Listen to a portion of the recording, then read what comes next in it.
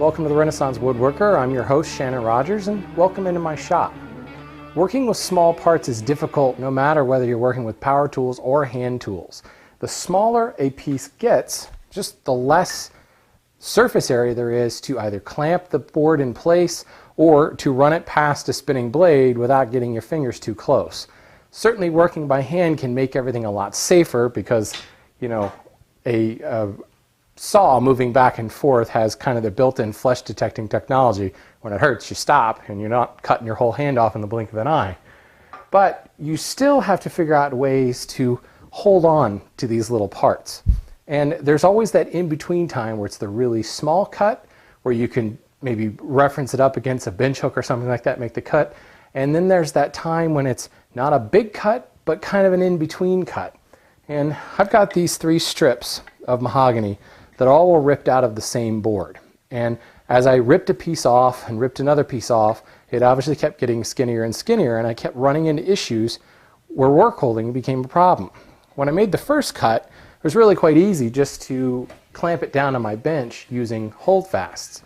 Once I got down to making the second cut and the board was only 2 inches wide, I suddenly wasn't able to get the holdfast in the way.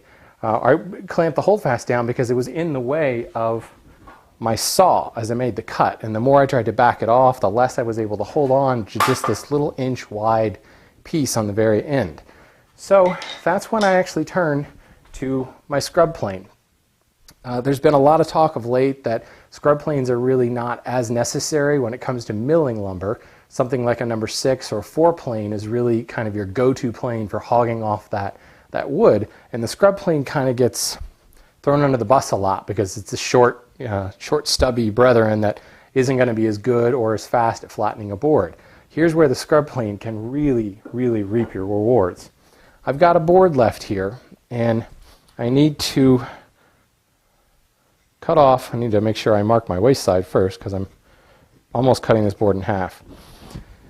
This is my keep side, and this is my waist side. If I try to come in here and clamp it down and saw it right here at the bench, there's just no place for the holdfast to grab it. So what I'm going to do is use my scrub plane. I'll clamp my board in my leg vise, and I've darkened my line with a Sharpie marker, so hopefully you guys can see that. Got, about an inch to remove.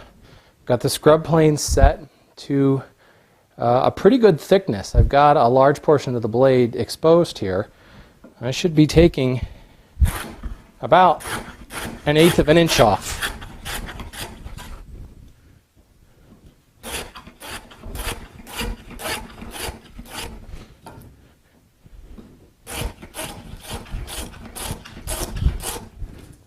You want to be careful here. It comes off real fast.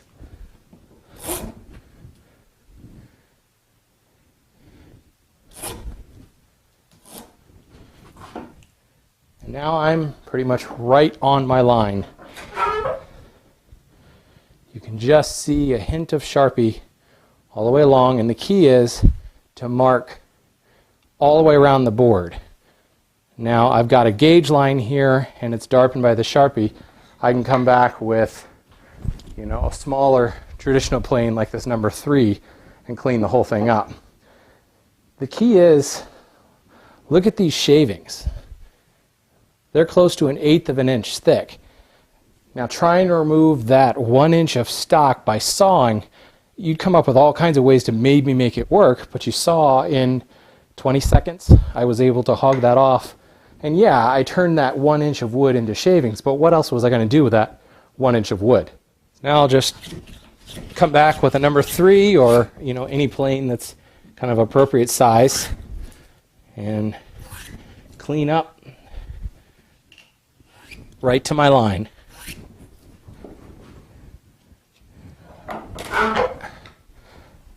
Now I'm right on the line, and I've got a perfectly dimensioned small 1 inch piece. So you can see, although the scrub plane might be surpassed when it comes to milling and rough stock removal by its bigger brother, the 4 plane, when it comes to smaller boards and when it comes to actually ripping or cutting and dimensioning boards down to width, scrub plane can be a really valuable tool in your shop. Thanks for watching. We'll see you in the shop next time.